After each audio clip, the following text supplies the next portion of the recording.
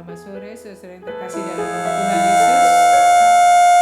Bersamaan dengan derasnya hujan ya, kita mulaikan ibadah kita sore ini dengan sukacita. Tepuk tangan jangan kalah ya, supaya hujan. Saya undang kita semua bangkit berdiri. Kita nyanyikan pujian Yesus kau sungguh baik. Yesus baik setiap saat. Saya undang kita semua berdiri.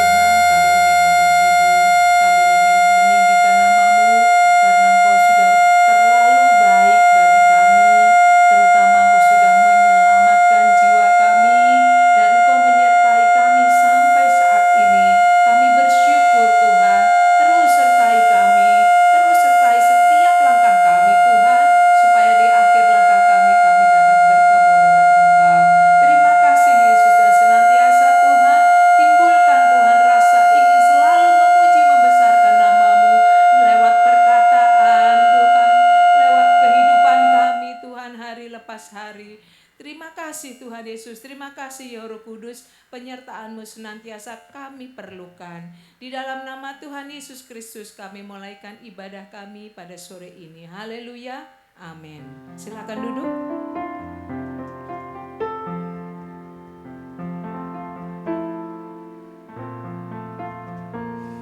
Kita bersyukur ya, karena kebaikan Tuhan yang luar biasa. Hari-hari kulalui bersama Yesus. Amin. Kita naikkan pujian ini.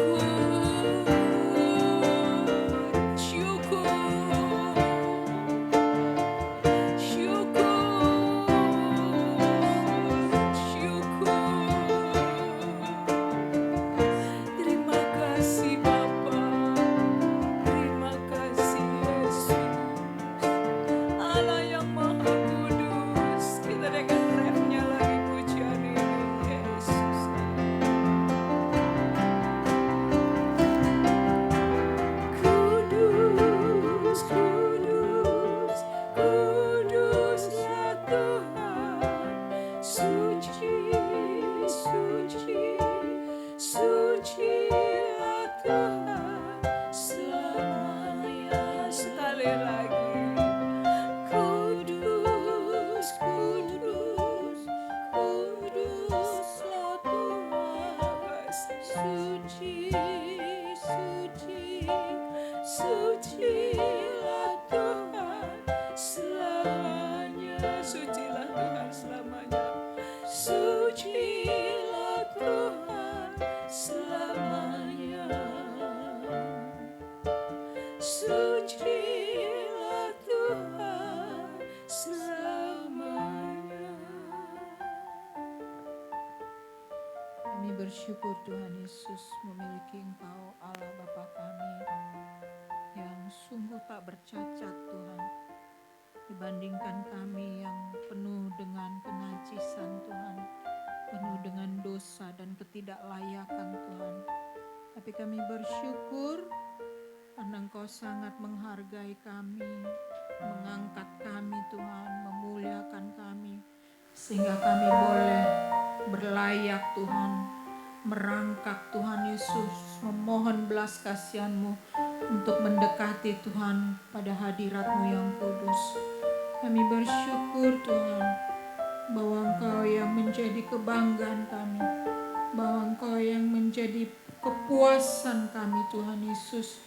Di tengah banyaknya hal-hal yang tidak menyenangkan mungkin yang kami boleh alami di dalam dunia ini Tuhan, tapi Engkau memberikan kami kepuasan, kesenangan Tuhan Yesus, kebanggaan dan rasa syukur yang tidak terhingga ya Tuhan.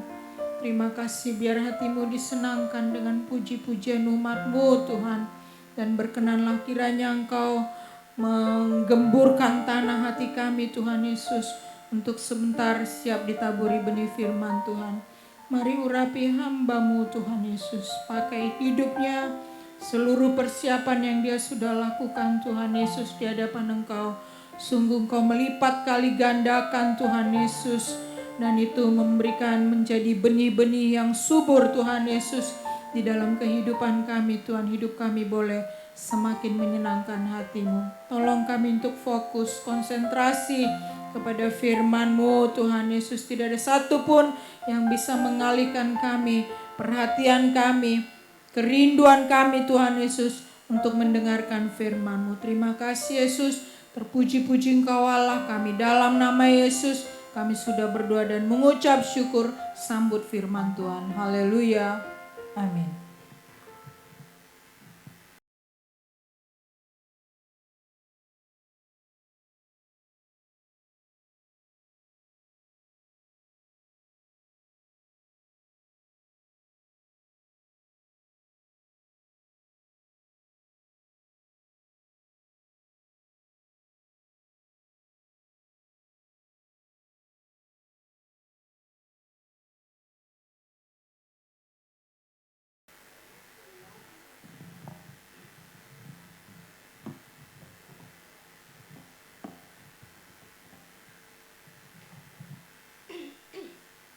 Puji Tuhan, selamat sore Bapak Ibu, Saudara-saudari yang terkasih dalam kasih Tuhan Yesus Kristus. Sama-sama kita sudah memuji, memuliakan nama Tuhan. Saatnya kita akan mendengarkan firman Tuhan menjadi kekuatan untuk kita mendidik, mengajar, menegur, menasehati. Kita buka sama-sama ayat Alkitab.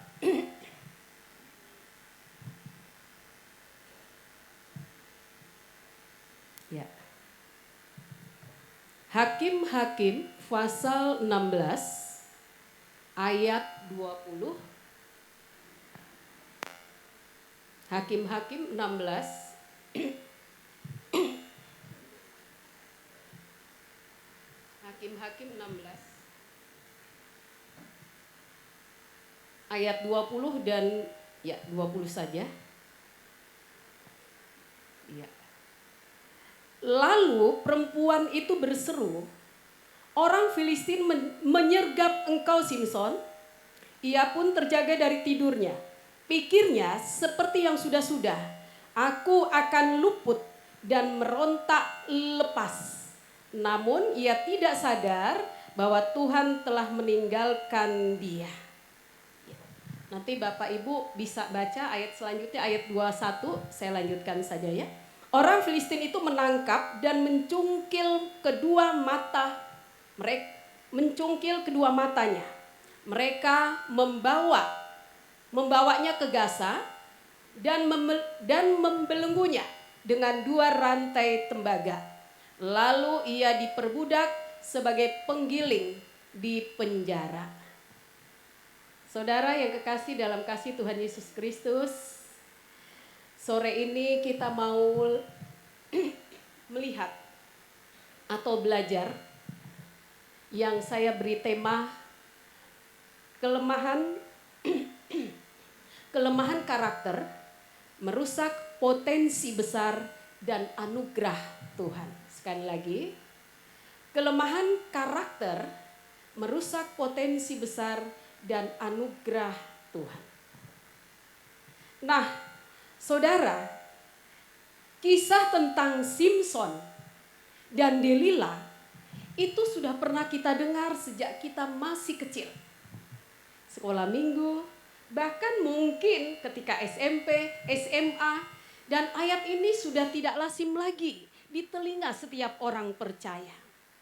Ketika kita mendengar tentang nama Simson dan Delila, pasti ekspresi kita berubah.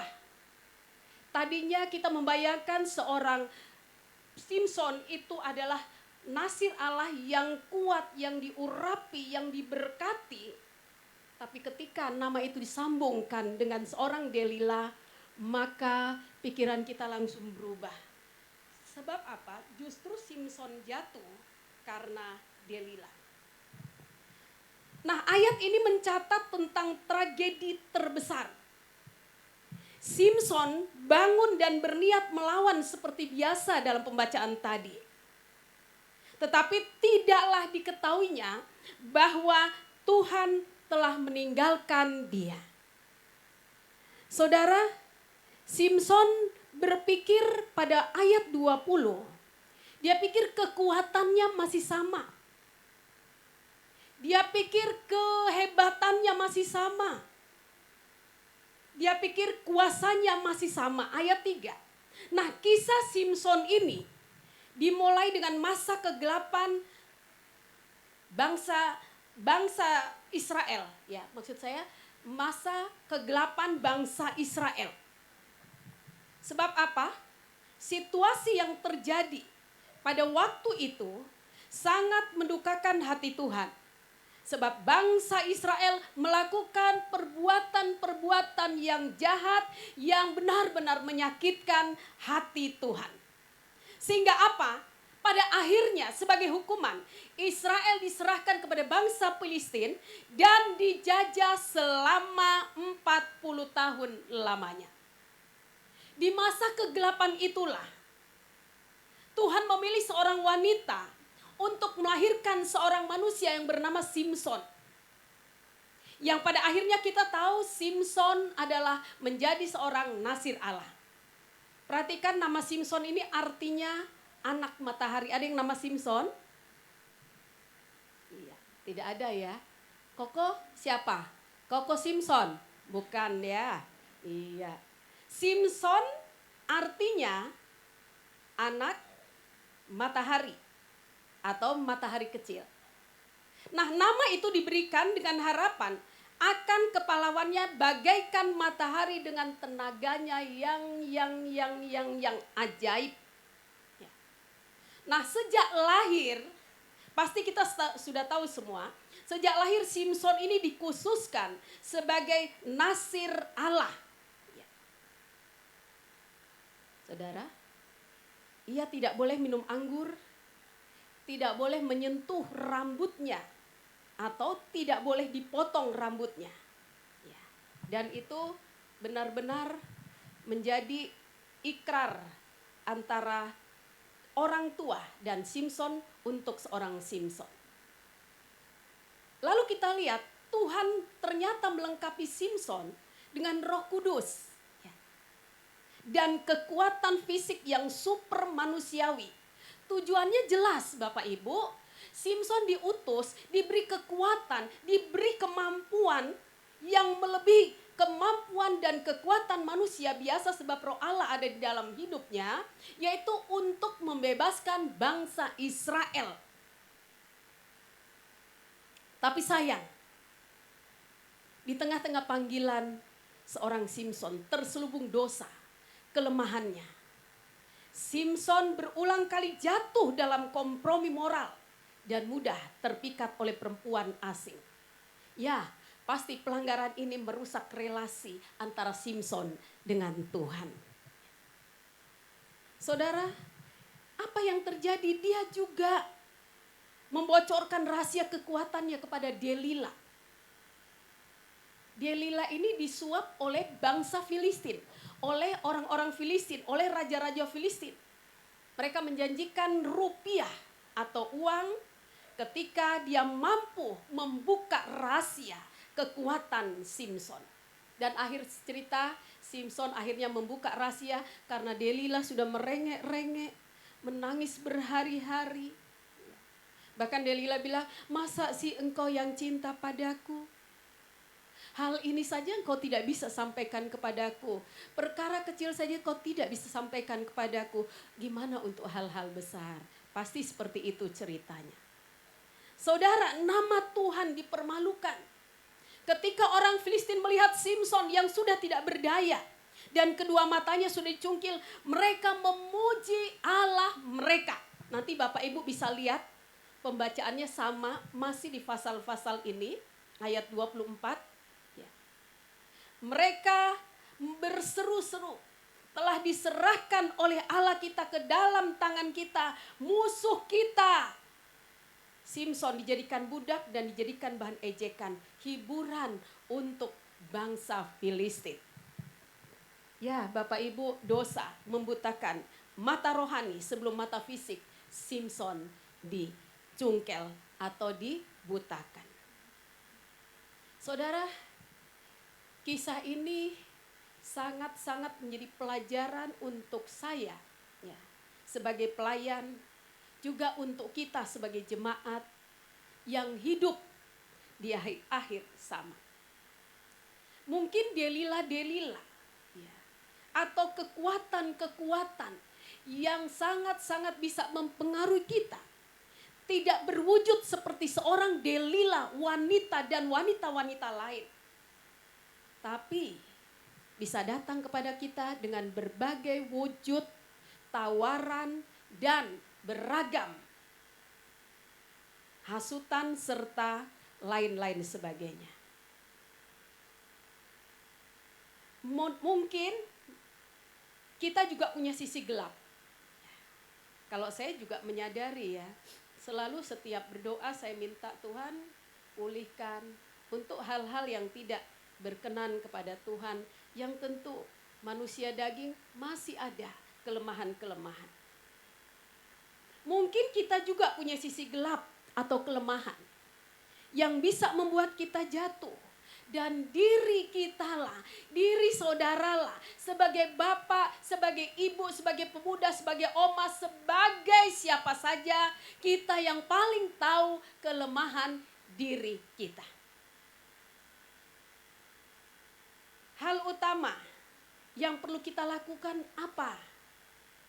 Ketika kita ada di titik seperti Simson. Mungkin kelemahan kita tidak seperti kelemahan Simson. Simson tetap melakukan bagiannya, melakukan apa yang dikehendaki Tuhan, tapi dia tidak tahu bahwa Tuhan sudah mundur daripadanya.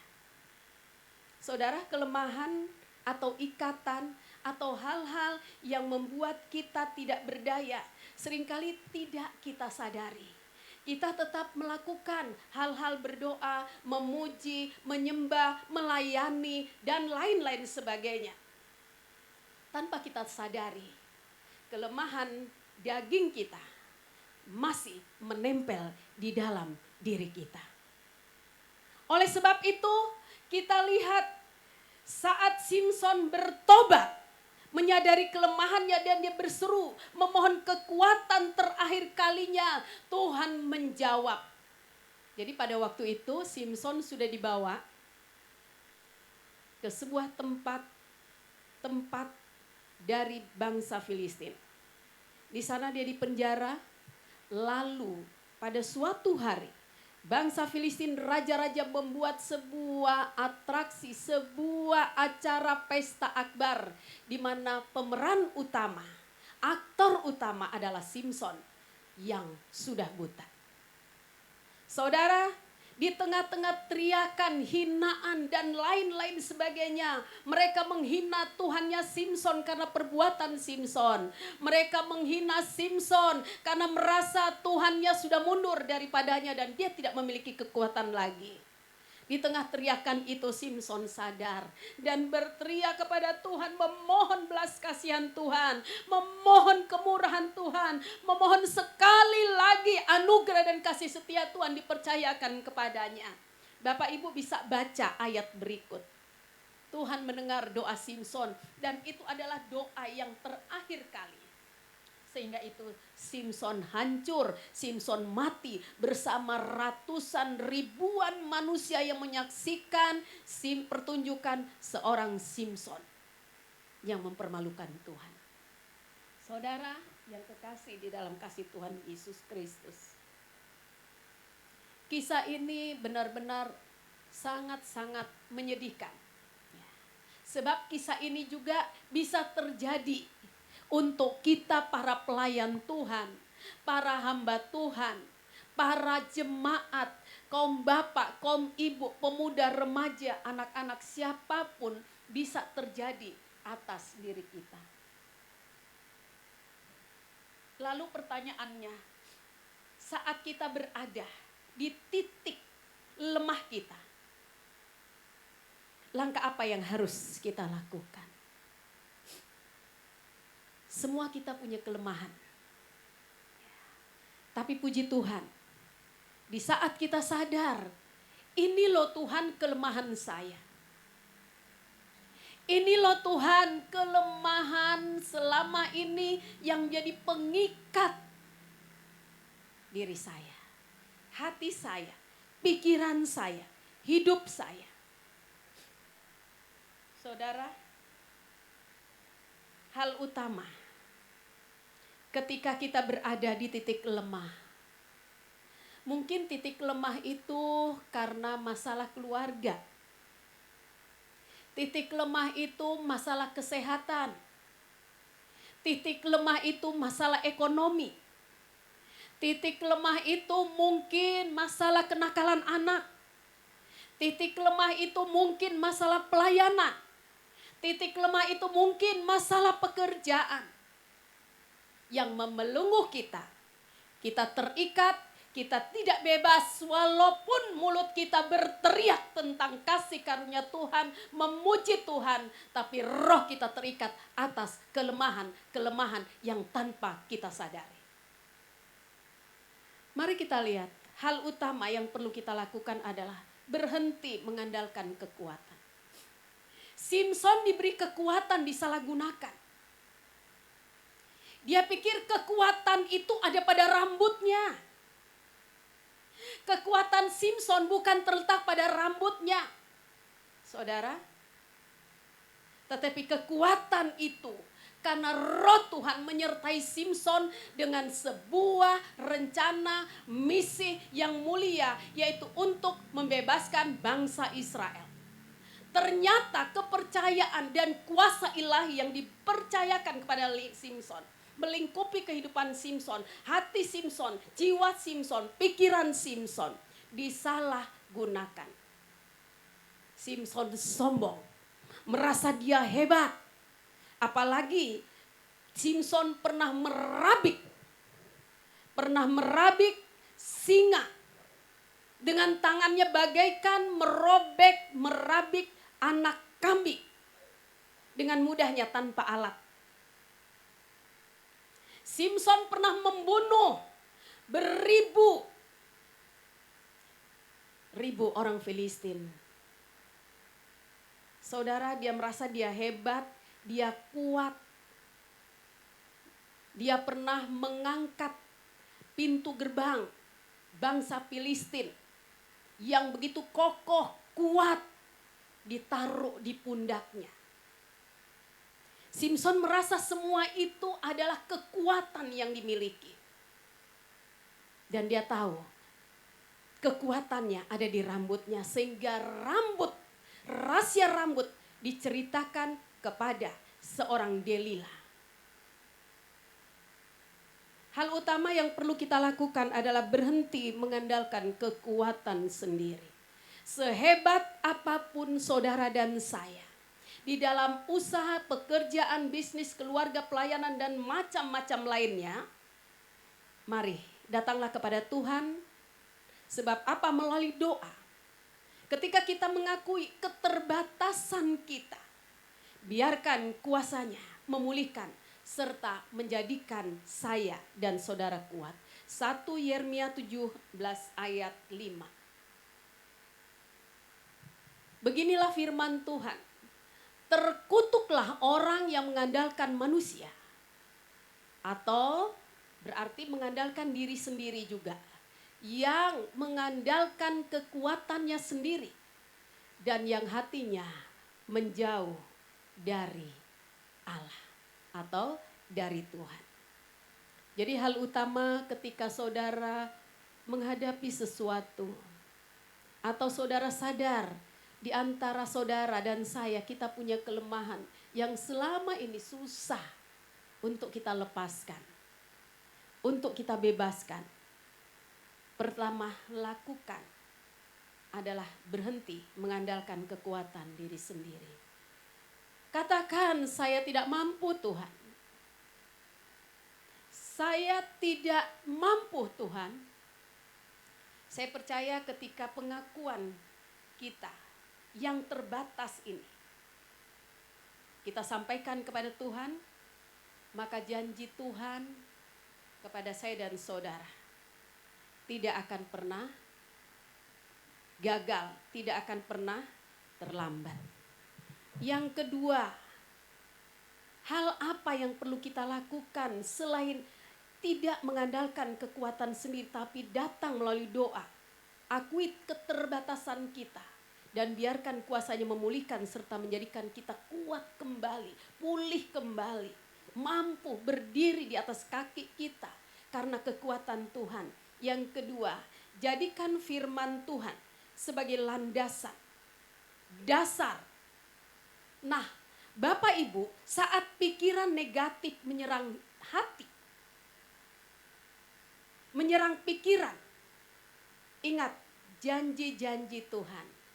Ya, di dalam Alkitab ada begitu banyak janji Tuhan yang memberikan harapan, kelepasan, kebebasan untuk saya dan saudara. Filipi 4 ayat 13. Segala perkara dapat kutanggung di dalam Dia yang memberi kekuatan kepadaku. Segala perkara dapat kutanggung di dalam Dia yang memberi kekuatan kepadaku dan kepadamu. Sebagai landasan firman Tuhan, kita berpegang kepada janji-janji Tuhan. Sebab apa? Firman-Nya akan memberi pengharapan untuk kita. Yang ketiga, kalau tadi kita jadikan firman sebagai dasar landasan agar kita mampu kembali berdiri atas janji-janji Tuhan. Yang ketiga, bersandar pada kasih karunia. 2 Korintus 12 ayat 9.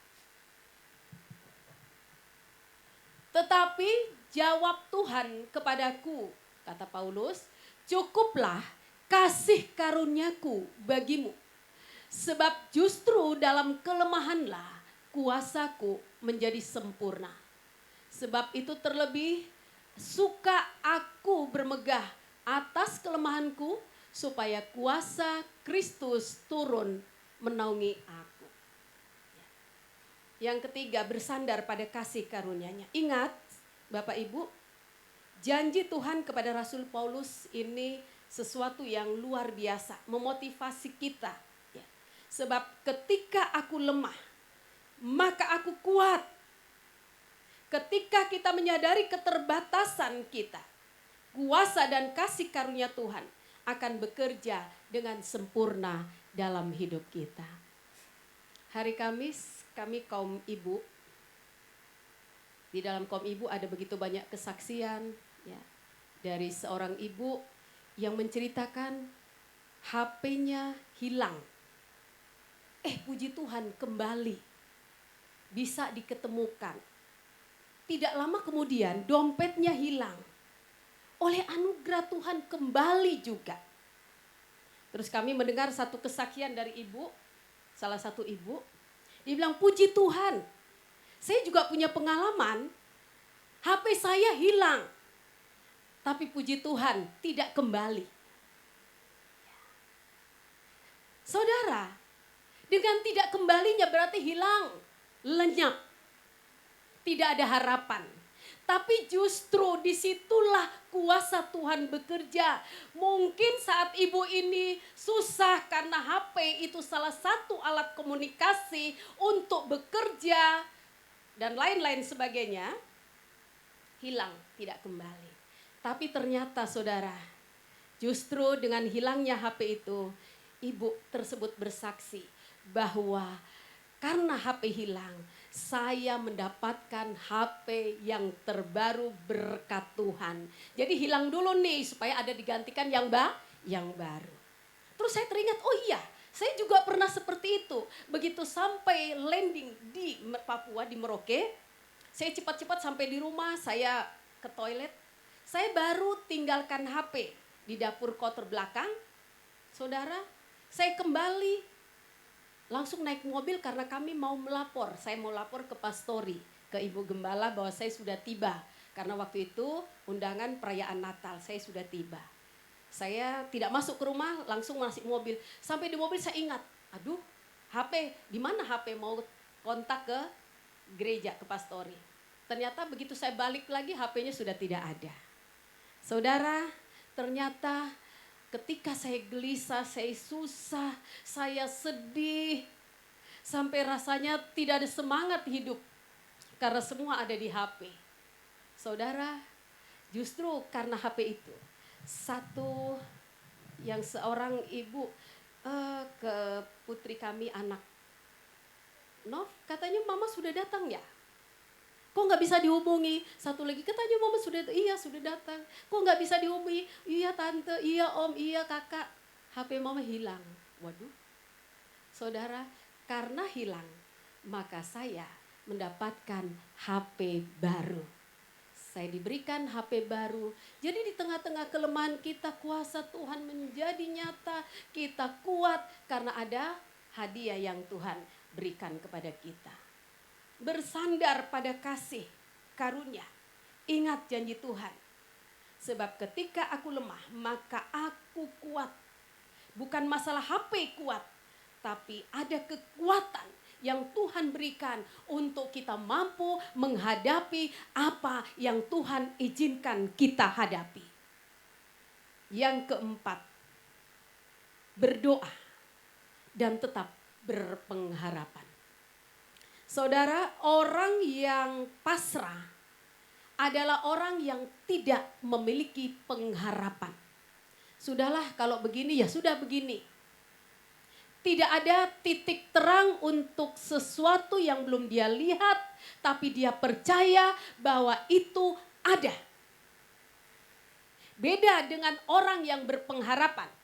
Orang yang berpengharapan selalu percaya walaupun matanya tidak melihat, tapi dia tahu janji-janji Tuhan walaupun tidak kelihatan pasti akan digenapi. Jadi orang yang pasrah adalah orang yang putus asa. Orang yang putus asa, orang yang tidak punya harapan. Sementara orang yang berserah adalah orang yang selalu memiliki pengharapan. Sehingga apapun yang dihadapi, kekuatan Tuhan terus membarui hidupnya, membarui pikirannya, membarui matanya, membarui hatinya, membarui pendengarannya. Berdoa dan tetap berpengharapan. Ratapan 3 ayat 24. Tuhan adalah bagianku, kata jiwaku. Oleh sebab itu aku berharap kepadanya. Sekali lagi, Tuhan adalah bagianku. Bagianku, bagian di hatiku, bagian di kepalaku, di pikiranku, di mataku, di telingaku, di tubuhku. Tuhanlah bagian hidupku, kata jiwaku. Oleh sebab itu, aku berharap, selalu berharap kepadanya. Berdoa dan tetap berpengharapan.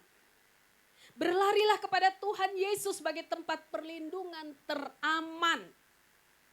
Jangan berhenti berdoa. Bapak Ibu berdoa sehari berapa kali? Kalau enggak sibuk 3 kali. Kalau sibuk ya setengah kali boleh ya. Atau 1 kali. Saudara berdoa. Tetaplah berdoa.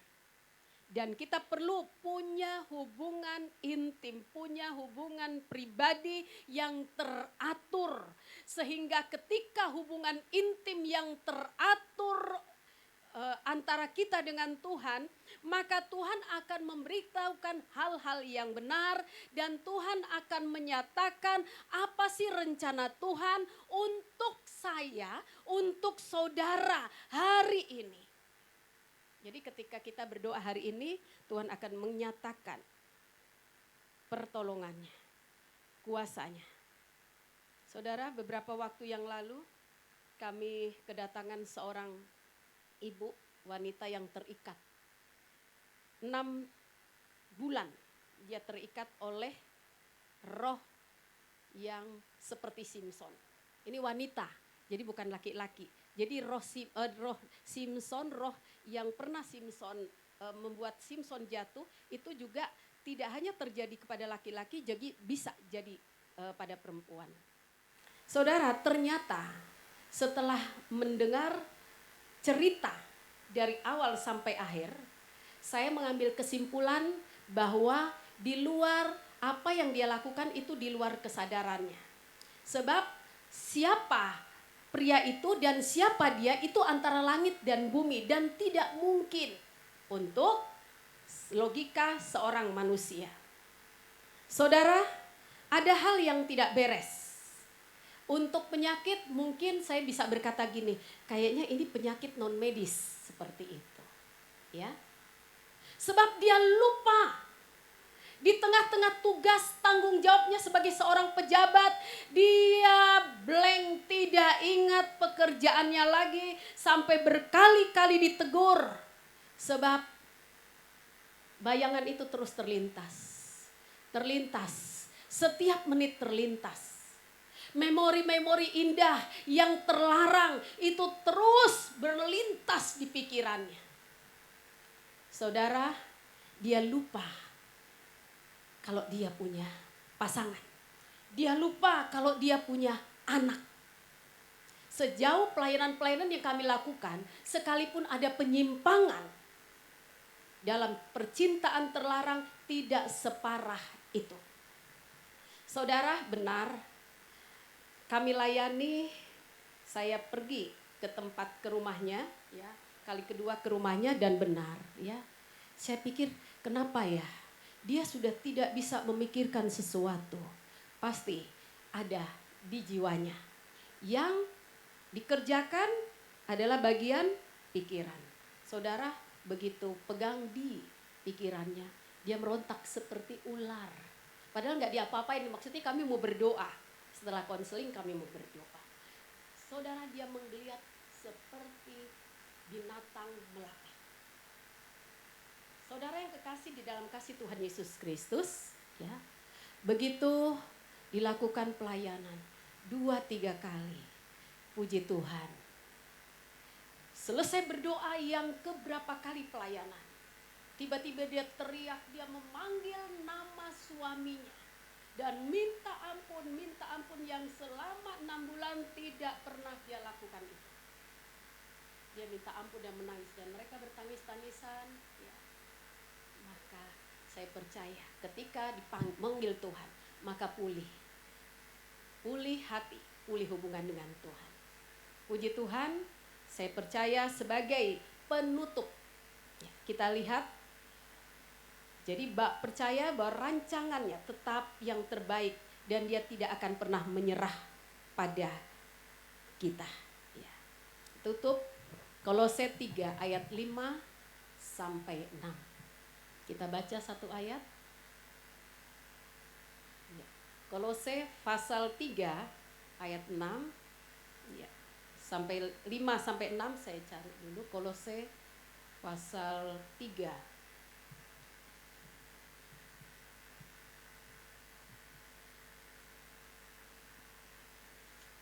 ya, Kolose 3 ayat 5 sampai 6.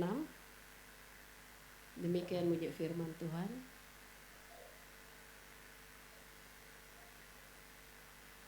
Oh, ini Kolose ya, salah. Ada yang sudah dapat, Bu Rini boleh dibantu? Boleh? Iya.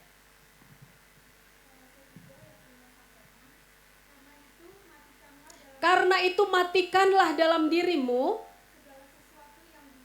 segala sesuatu yang duniawi, dan kita yang lebih tahu tentang hal ini, yaitu percabulan, kenajisan, hawa nafsu, nafsu jahat, dan juga keserakaan yang sama dengan penyembahan berhala.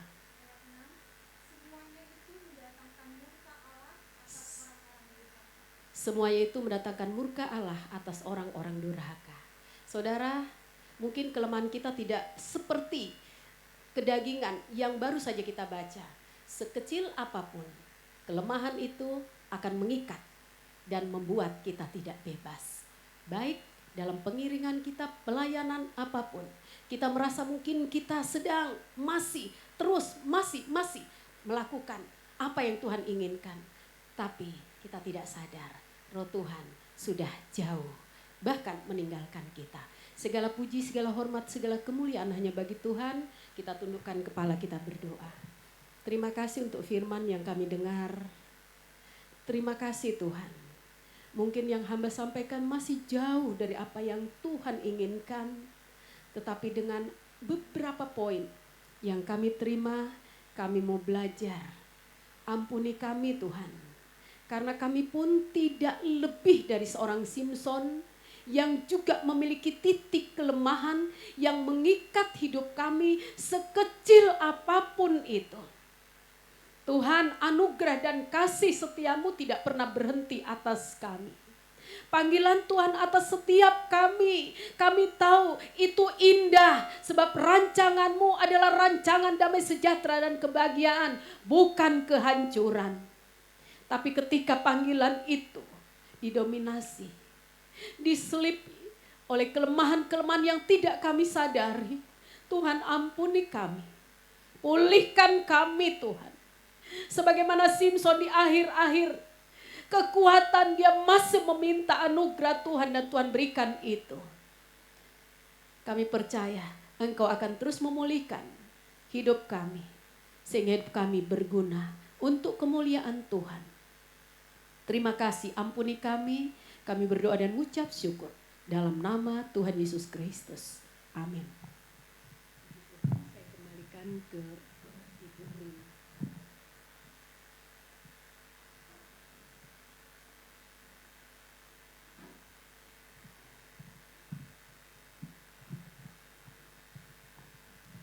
Puji Tuhan, terima kasih Ibu Pendeta Yeni Saetapi untuk kebenaran firman Tuhan yang mengingatkan kita kalau kita masing-masing mempunyai kelemahan dalam kehidupan kita.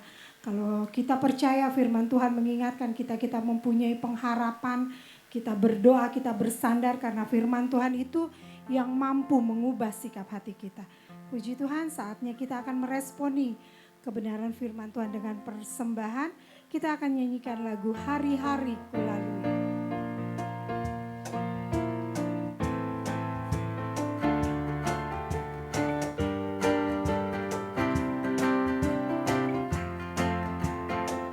Hari-hari kulalui bersama Yesus, suka duka ku jalani bersama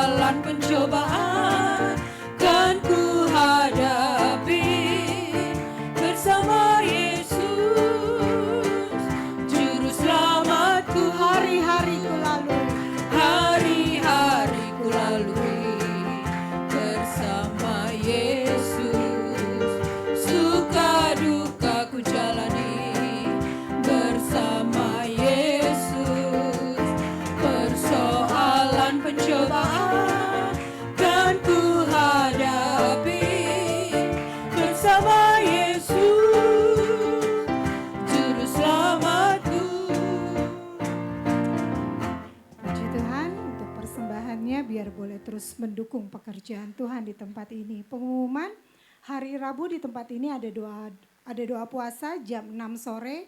Saya terus mengundang Bapak Ibu, saudara-saudari untuk ikut bergabung bersama-sama, untuk kita sama-sama saling mendoakan karena kita tahu kita nggak bisa sendiri gitu ya.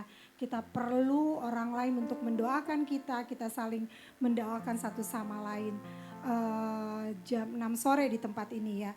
Zoom kami juga masih ada setiap hari Selasa dan hari Jumat. Kalau hari Selasa sekarang Zoom-nya itu banyak, jadi Bung Semi kasih firman Tuhan, habis itu banyak pertanyaan. Jadi kalau mau bergabung tentang bilangnya kastekismus, boleh. Kemarin itu tentang mengenal Allah lebih dekat lagi.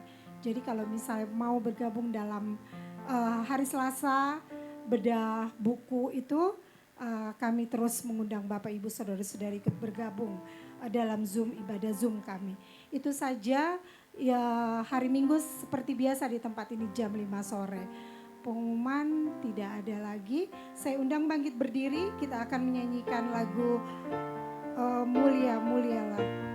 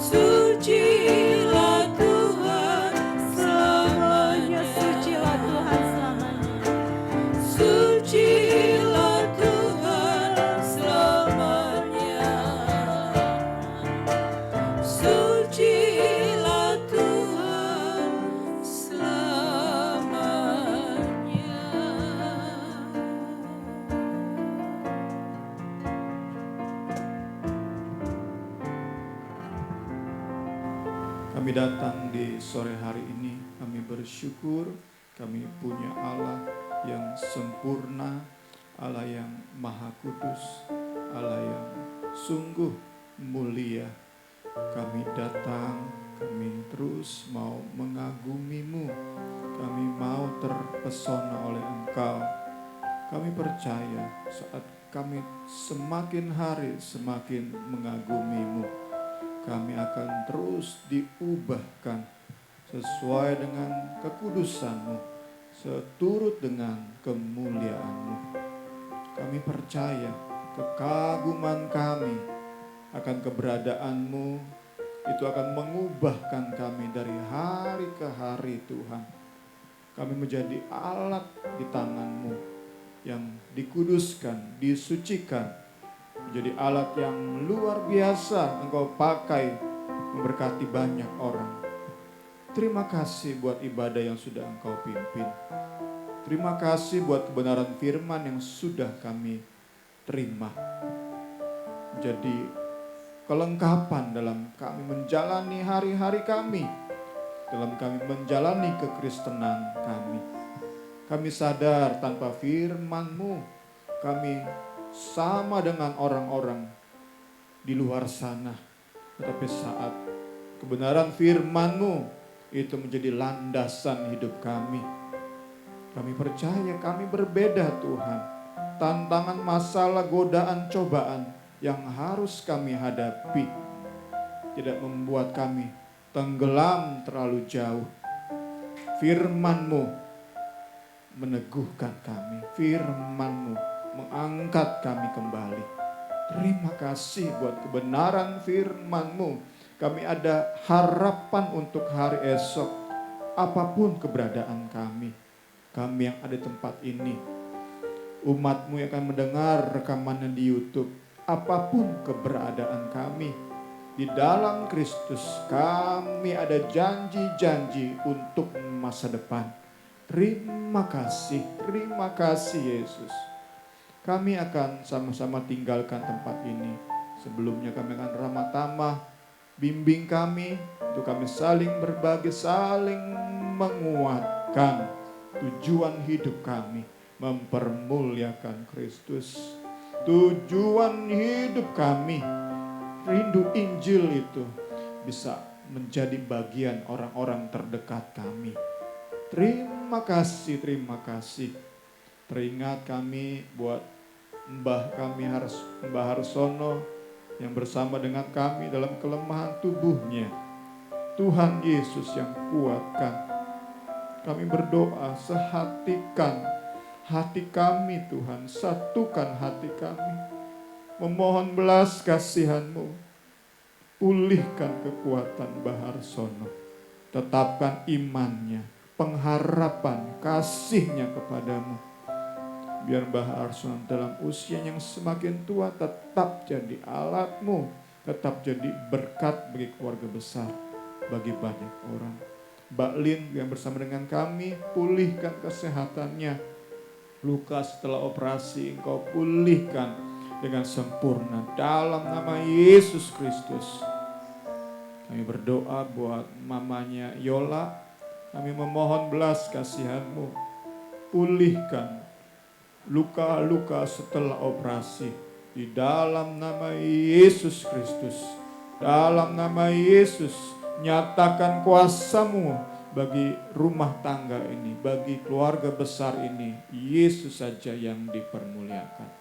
Kami mengucap syukur, kami berterima kasih hanya kepadamu Tuhan Yesus. Kita sama-sama terima berkat dari Tuhan.